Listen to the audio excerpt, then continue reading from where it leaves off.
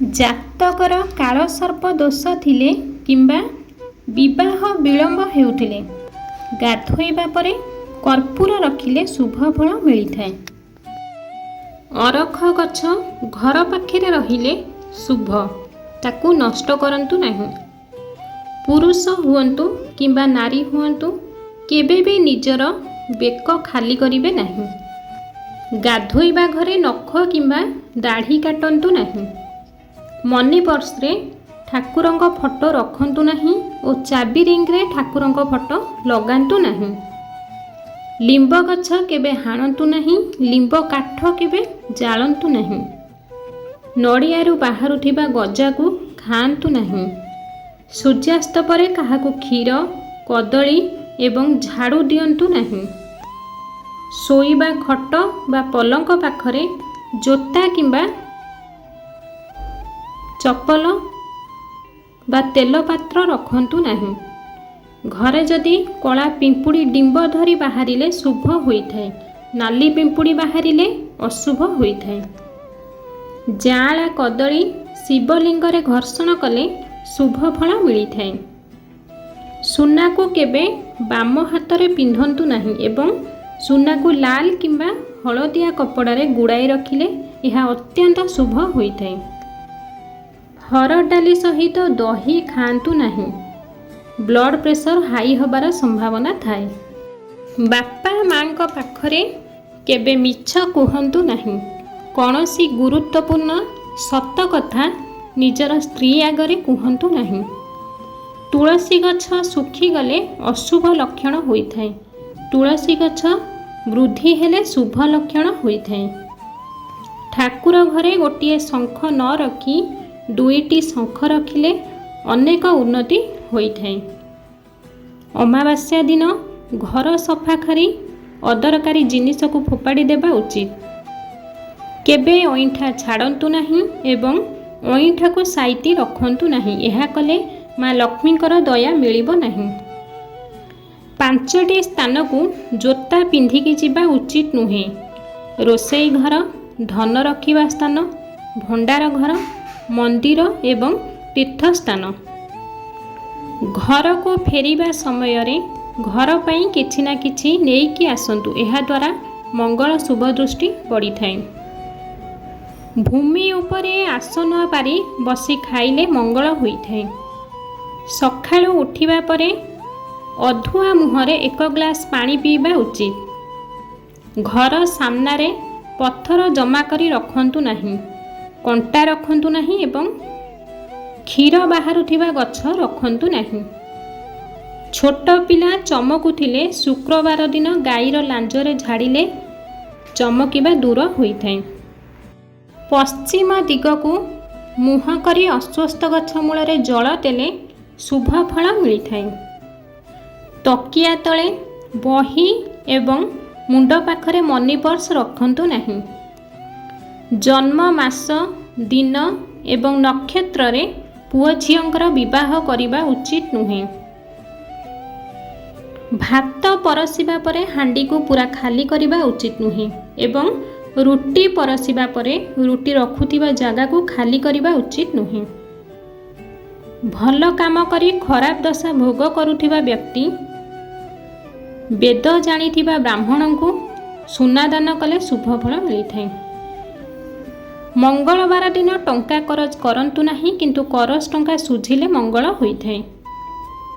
ଖାଦ୍ୟ ଖାଇବା ବେଳେ ଲୁଣ କେବେ ବି ଭୁଇଁରେ ପକାଇବେ ନାହିଁ କିମ୍ବା ହାତରେ ଲାଗିଥିବା ଲୁଣକୁ କେବେ ନିଜ ବସ୍ତ୍ରରେ ପୋଛିବେ ନାହିଁ। ଗଡ୍ରେଜ୍ କିମ୍ବା ଆଲମିରା କବାଟ ସବୁବେଳେ ବନ୍ଦ ରଖିବା ଉଚିତ। ଭଣଜାକୁ ନିଜ ଘରେ ରଖିଲେ ମଙ୍ଗଳ ହୁଏ, କିନ୍ତୁ ମାମୁଁକୁ ରଖିଲେ ତାହା ବିପରୀତ ହୋଇଥାଏ। ରାତିରେ ଶୋଇବା ବେଳେ ମୁଣ୍ଡ ପାଖରେ ଦଉଡ଼ି କିମ୍ବା ଲୁଣ ପାତ୍ର ରଖନ୍ତୁ ନାହିଁ। ଘରର ଦକ୍ଷିଣ କାନ୍ଥରେ ଘଣ୍ଟା ରଖନ୍ତୁ ନାହିଁ ଏବଂ ଘଣ୍ଟାର ସମୟ ଆଗକୁ ରଖନ୍ତୁ। ଗୋଟିଏ ହାତ ଉଠାଇ ଭଗବାନ କିମ୍ବା ମଣିଷ କାହାରିକୁ ନମସ୍କାର କରିବା ଉଚିତ ନୁହେଁ। ହାତ ଯୋଡ଼ି ନମସ୍କାର କରନ୍ତୁ କିମ୍ବା ଯଦି ହ୍ୟାଣ୍ଡେଲ ଧରିଛନ୍ତି ତେବେ ମୁଣ୍ଡ ତଳକୁ କରିଦିଅନ୍ତୁ। ଖାଇସାରିବା ପରେ ହାତର ପଛପଟକୁ ଚାଟନ୍ତୁ ନାହିଁ। ଘର ଭିତରେ ନଖ କାଟନ୍ତୁ ନାହିଁ। ବାରଣ୍ଡା କିମ୍ବା ବାହାରେ ନଖ କାଟନ୍ତୁ। କେବଳ ଠାକୁର ଘର ଛଡ଼ା ଅନ୍ୟ ଘରେ ମହାଭାରତ ବହି ବା ମହାଭାରତ ଯୁଦ୍ଧର ଫଟୋ ରଖନ୍ତୁ ନାହିଁ। ପ୍ରତ୍ୟେକ ମାସରେ ଗୋଟିଏ ଥର ଦ୍ୱିତୀୟା ଚନ୍ଦ୍ର ଦର୍ଶନ କରନ୍ତୁ, ଶୁଭ ଫଳ ମିଳିବ। ବାରମ୍ବାର ଧନହାନି ହେଉଥିଲେ ଯେକୌଣସି ବୁଧବାରରେ କିନ୍ନରମାନଙ୍କୁ ସବୁଜ ବସ୍ତ୍ର ଦାନ କଲେ ଶୁଭ ଫଳ ମିଳିଥାଏ। ରୋଷେଇ ଘର କଳା ପଡ଼ିଯାଏ କିମ୍ବା ରୋଷେଇ ଘର କାନ୍ଥ ଫାଟି ଯାଇଥାଏ ତେବେ ତୁରନ୍ତ ଠିକ୍ କରିଦେବା ଉଚିତ, କାରଣ ଏହା ଅଶାନ୍ତି ସୃଷ୍ଟି କରିଥାଏ। ପ୍ରତ୍ୟେକ ଦିନ ସକାଳୁ ସୂର୍ଯ୍ୟଙ୍କୁ ଜଳଦାନ କରେ ଏବଂ ଓମ୍ ଆଦିତ୍ୟ ନମ ଏହି ମନ୍ତ୍ର 9 ଥର ଜପ କରିବା ଦ୍ୱାରା ସୁଖ ଶାନ୍ତି ପ୍ରାପ୍ତ ହୋଇଥାଏ। ଯଦି କୌଣସି କାମରେ ରାସ୍ତାରେ ଗଲାବେଳେ କିନ୍ନର ଦେଖନ୍ତି ଅତ୍ୟନ୍ତ ଶୁଭ ହୋଇଥାଏ ଏବଂ କାର୍ଯ୍ୟ ସଫଳ ହେବାର ସଂକେତ ମିଳିଥାଏ। ଯଦି ଶୋଇକି ଉଠିଲା ପରେ ନେଉଳ ଦେଖନ୍ତି ତେବେ ଶୁଭ ହୋଇଥାଏ ଏବଂ ଅଚାନକ ଧନ ପ୍ରାପ୍ତିର ସଂକେତ ହୋଇଥାଏ। ଯଦି ରାସ୍ତାରେ ଯିବା ସମୟରେ ରାସ୍ତାରେ ସଫେଇ କର୍ମୀ କାର୍ଯ୍ୟ କରିଥିବାର ଦେଖନ୍ତି ତେବେ କାର୍ଯ୍ୟ ସଫଳ ହେବାର ସଂକେତ ମିଳିଥାଏ। ଯଦି ଲଗାତାର 2 ରୁ 3 ଦିନ ଧରି ଚିଲ ଦେଖିବାକୁ ପାଆନ୍ତି କିମ୍ବା କୌଣସି କାର୍ଯ୍ୟରେ ଯିବା ସମୟରେ ଉଡ଼ୁଥିବା ପକ୍ଷୀ ଦେଖନ୍ତି ତେବେ ଶୁଭ ସଂକେତ ମିଳିଥାଏ। ଯଦି କୌଣସି ଦିନ କୋଇଲି ଘର ଆଡ଼କୁ ମୁହଁ କରି ରାବ ଦିଏ ତେବେ ଶୁଭ ହୋଇଥାଏ ଏବଂ ଧନ ଲାଭ ହେବାର ସଂକେତ ପ୍ରଦାନ କରିଥାଏ। ଯଦି ଘରେ ଚୁଚୁନ୍ଦ୍ରା ବାରମ୍ବାର ପ୍ରବେଶ କରେ ତେବେ ଶୁଭ ହୋଇଥାଏ ଏବଂ ନାଲି ପିମ୍ପୁଡ଼ି ମୁହଁରେ କିଛି ଦ୍ରବ୍ୟ ଧରି ଘରେ ଦେଖାଯାଆନ୍ତି ତେବେ ଏହା ମଧ୍ୟ ଶୁଭ ହୋଇଥାଏ। କୌଣସି ଦିନ ମାଙ୍କଡ଼ ଆମ୍ବ ଖାଇ ଟାକୁଆ ଘରେ ପକାଇଥାଏ ତେବେ ଶୁଭ ହୋଇଥାଏ ଏବଂ ବ୍ୟବସାୟରେ ବୃଦ୍ଧି ହେବାର ସଂକେତ ହୋଇଥାଏ। ଯଦି ଘରେ କୌଣସି ପକ୍ଷୀ କିଛି ଜିନିଷ ଆଣି ପକାଇ ଦିଏ ତେବେ ଶୁଭ ହୋଇଥାଏ ଏବଂ ଅଚାନକ ଧନ ପ୍ରାପ୍ତିର ସଂକେତ ହୋଇଥାଏ। ସକାଳ ସମୟରେ କୌଣସି ଜାଗାରେ ଯଦି ନିଆଁ ଦେଖନ୍ତି କିମ୍ବା ହୋମଯଜ୍ଞ ହୋଇଥିବାର ଦେଖନ୍ତି ତେବେ ଶୁଭ ହୋଇଥାଏ। ଘରେ ସବୁବେଳେ ସୁଖ ଶାନ୍ତି ବାତାବରଣ ରଖିବାକୁ ହେଲେ ମୁଖ୍ୟ ଦ୍ୱାରର ଡାହାଣ ପାଖରେ ସ୍ୱସ୍ତିକ ଚିହ୍ନ ଆଙ୍କିବା ଉଚିତ। ଘର ଭିତରେ ପୂଜା କରୁଥିବା ସ୍ଥାନରେ କିମ୍ବା ଠାକୁର ଘରେ ସବୁବେଳେ ପାଣି ଭର୍ତ୍ତି କରି କଳସଟିଏ ରଖିବା ଉଚିତ। ପ୍ରତିଦିନ ସକାଳେ 2ଟି ଲିମ୍ବ ପତ୍ର ଖାଇଲେ ଅନେକ ଉପକାର ମିଳିଥାଏ।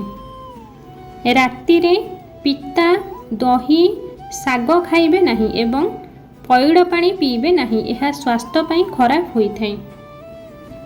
ଦୁଆର ମୁହଁରେ ବସାଯାଇଥିବା କଳସ ତମ୍ବା କିମ୍ବା ପିତ୍ତଳର ନ ହୋଇ ଯଦି ମାଟି କଳସ ହୋଇଥାଏ ତାହା ଅତ୍ୟନ୍ତ ଶୁଭଦାୟକ ହୋଇଥାଏ। ସ୍ୱାମୀ ସ୍ତ୍ରୀ ମଧ୍ୟରେ ମନମାଳିନ୍ୟ ଦୂର କରିବା ପାଇଁ 2ଟି ମୟୂର ପୁଚ୍ଛକୁ ବିବାହ ଫଟୋ ସହିତ ଏକାଠି ରଖିବା ଉଚିତ, ଯାହାଦ୍ୱାରା ମନମାଳିନ୍ୟ ଦୂର ହୋଇଥାଏ।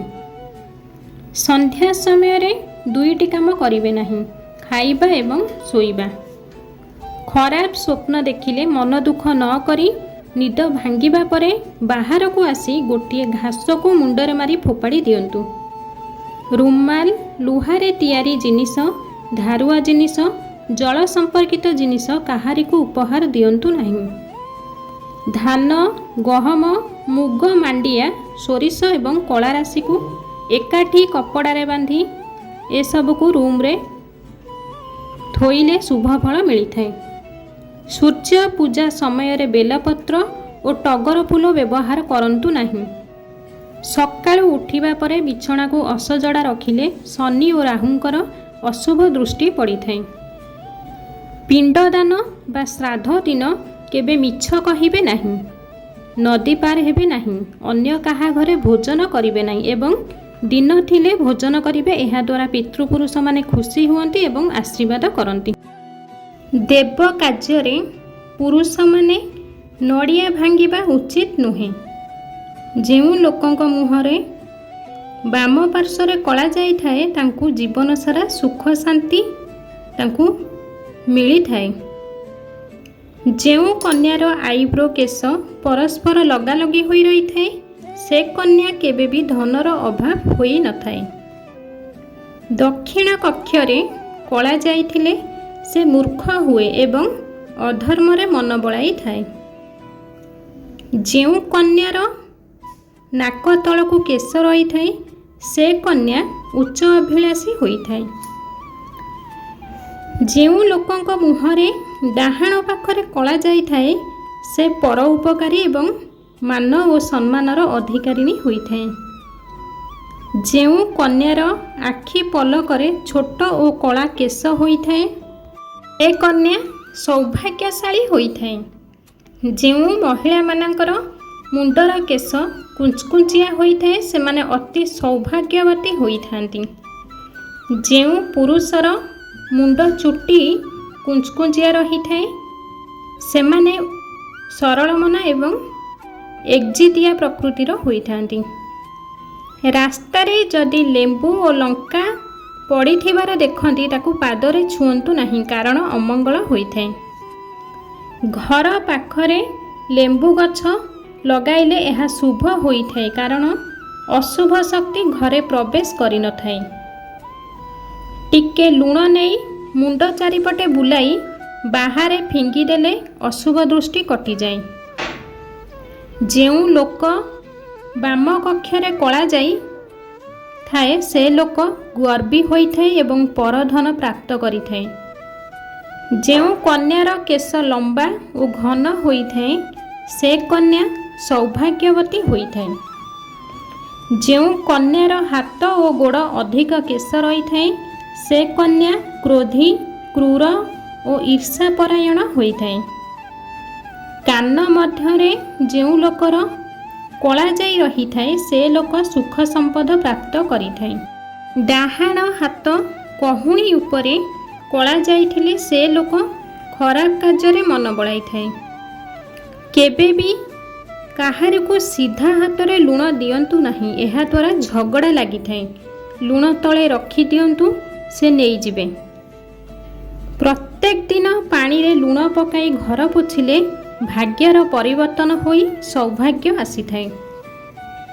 ପିଜୁଳି ପତ୍ରକୁ ପାଣିରେ ଭଲ ଭାବେ ସିଝାଇ ସେ ପାଣିକୁ ମୁଣ୍ଡରେ ଲଗାଇଲେ ମୁଣ୍ଡର ଚୁଟି ଉପୁଡ଼ିବା ବନ୍ଦ ହୋଇଥାଏ।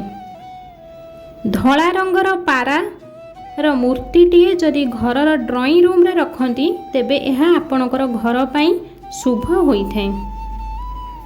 ଯଦି କୌଣସି ନୂଆ କାର୍ଯ୍ୟରେ ଯାଉଥାନ୍ତି କିମ୍ବା ନୂଆ ଚାକିରିରେ ଯୋଗ ଦେବା ପାଇଁ ଯାଉଥାନ୍ତି ତେବେ ଘରର କୌଣସି ମହିଳା ଆପଣଙ୍କ ମୁଣ୍ଡ ଚାରିପାଖରେ ମୁଠାଏ ବିରିକୁ ବୁଲାଇ ମାଟିରେ ପକାଇ ଦେବା ଦ୍ୱାରା ସଫଳତା ଆସିଥାଏ। ପଇସା ପତ୍ର ସମ୍ପର୍କିତ ସମସ୍ତ କାର୍ଯ୍ୟ ସୋମବାର କିମ୍ବା ବୁଧବାର ଦିନ କରିବା ଦ୍ୱାରା ଶୁଭ ଏବଂ ମଙ୍ଗଳକାରୀ ହୋଇଥାଏ। ତା ସହିତ ସଫଳତା ପ୍ରାପ୍ତ ହୋଇଥାଏ। ଯଦି ଆମର ଏହି ଭିଡ଼ିଓଟି ଆପଣଙ୍କୁ ଭଲ ଲାଗିଥାଏ ତେବେ ଭିଡ଼ିଓଟିକୁ ଗୋଟେ ଲାଇକ୍ କରିବେ, ସେୟାର କରିବେ ଏବଂ ଚ୍ୟାନେଲକୁ ସବସ୍କ୍ରାଇବ୍ କରିଦିଅନ୍ତୁ ଯାହାଦ୍ୱାରା ଆଗକୁ ଏହିଭଳି ଭିଡ଼ିଓ ଆପଣ ଦେଖିବାକୁ ପାଇବେ।